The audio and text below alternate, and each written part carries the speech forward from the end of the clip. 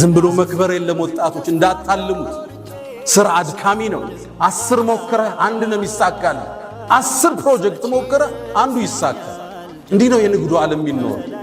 አንዱ ሲወድቅባ አንዱ ስታክ ሲያደርግ አንዱ ስትነሳ አንደኛው ላይ አላህ ይረዝቃል ስራ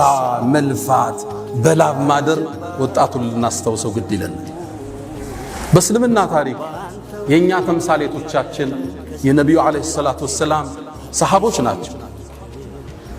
ቁል الحمدلله وسلام على عباده الذين اصطفى ቁል الحمدلله ምስጋና ለአላህ ይሁን وسلام سلام مسفن على عباده الذين اصطفى الله ለመረጣቸው ባሮቹ ሐሰኑ البصري ምን አለ እዚህ የተጠቀሱት የነብዩ ባልደረቦችን ነው ሰለላሁ ዐለይሂ ወሰለም እነዚህ የኛ ሞዴሎች ናቸው ከ10